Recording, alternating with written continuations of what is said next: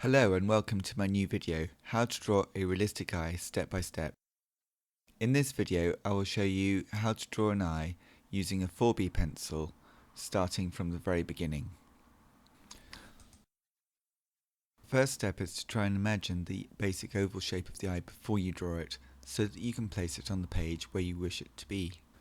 Once you have decided the position of the eye, sketch it in as a simple oval and then add an upper line to represent the upper eyelid and then a lower line to represent the thickness of the top of the lower eyelid.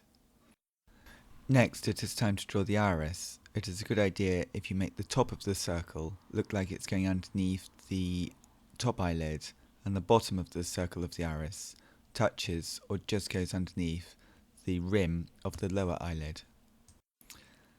Now it is time to add a highlight to your eye. This will be very useful later on. Next, it is time to draw the pupil in the center of the iris. Try to make sure the highlight overlaps the pupil, as then you will have the lightest and darkest areas of your drawing working well together. I now add a line to represent the thickness of the upper eyelid.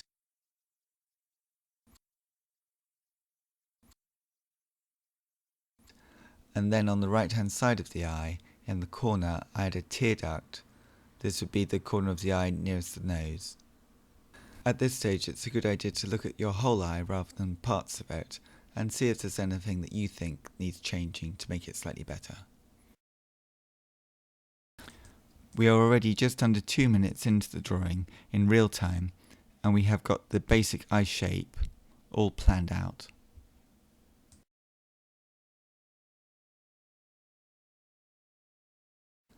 Once you are satisfied that you've got the basic shape of the eye, then we're going to start to add eyelashes one at a time, being quite forceful with the mark so that they don't need to be drawn each one more than once.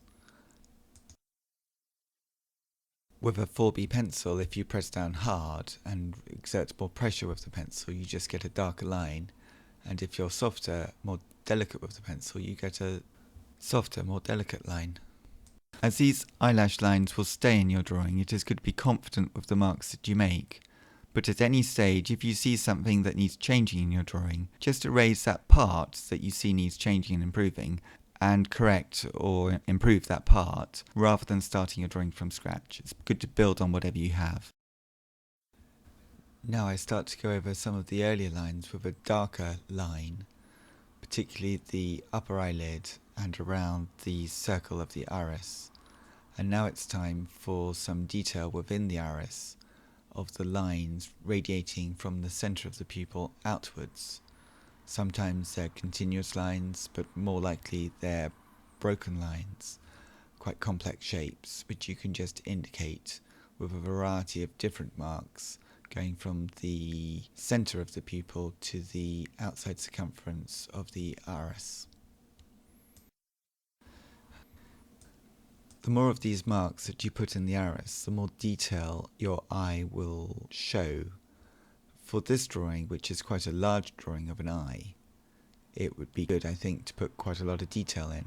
But if you were doing an eye as part of a portrait of a person, then you could simplify this quite a lot, because obviously the eye would be much, much smaller than this sort of demonstration eye that I'm drawing now. When drawing a pair of eyes and a face, it is a good tip to draw both eyes together so that you draw part of one eye and then part of the other eye, and then you look at both eyes before you make a judgment about how your drawing's going. When building up detail in a drawing, it's always a good idea to look at the detail in relation to the rest of the drawing, so the detail works in itself, but it also helps the rest of the drawing work well. So by building up these marks, hopefully we're creating a drawing where the whole image is getting stronger because of the detail that we're creating in the center of the image.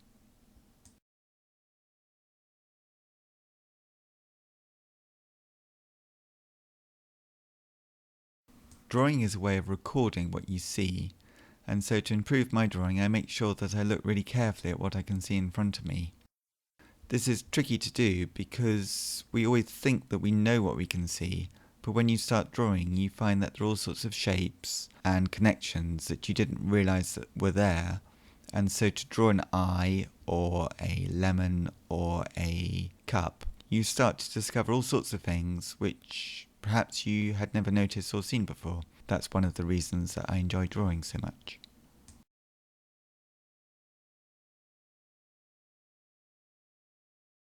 When drawing shapes that repeat, like the shapes within the iris of an eye, I don't think it matters too much if you lose track of which bit you are drawing. As long as you look each time you draw, I don't think anybody's going to notice if you draw the same bit twice. But they might notice if you start drawing things which you can't actually see in front of you. So it's always a good idea to really look very, very carefully.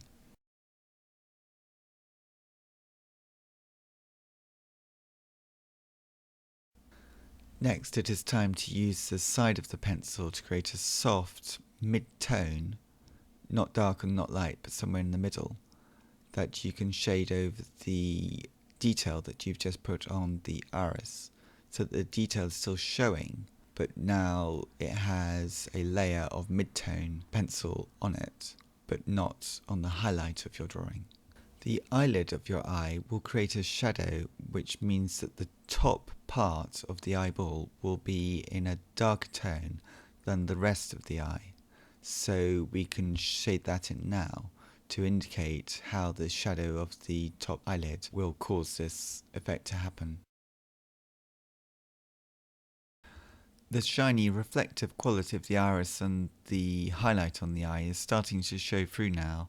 I think this is mainly because there are layers of tone of light and dark, and the paper which I'm using is quite bright white paper, and that's looking brighter as you put darker tones next to it. So we're not using any white, we're just making the things around the paper darker, and that's making the paper itself look brighter. It is now time to shade in the darkness of the pupil in the centre of your eye. This should be as flat a tone as you can make it, and it doesn't reflect any light at all. And now I have shaded in the pupil, I can start to develop the area around the eye. This is a stage in the drawing where you really want to look at your drawing as a whole thing and to see if there's any way that you can unify the drawing, or if there's anything that can be toned down or simplified so that the drawing works together rather than just pieces of the drawing working individually. So we're trying to unify the drawing at this stage. Starting to place in some tone to give the eyelid some form. So the lines that we drew at the beginning of the drawing can now become lines where a tone changes from light to dark. So on the right hand side of the eyelid, it's become an area of tone, and then on the left hand side of the eyelid, the tone is above the eyelid. We can continue to strengthen here so that the eye is not totally isolated. It's now in relation to the folds of skin around the eye. The more that I do this, the more dramatic that the image becomes, although the actual eye doesn't change.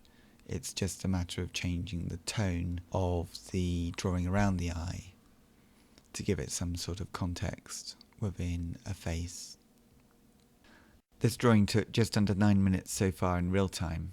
I start to speed up this drawing now to show you the various steps to get a full tonal range. I hope you enjoy this drawing and you have a go too, and see you next time.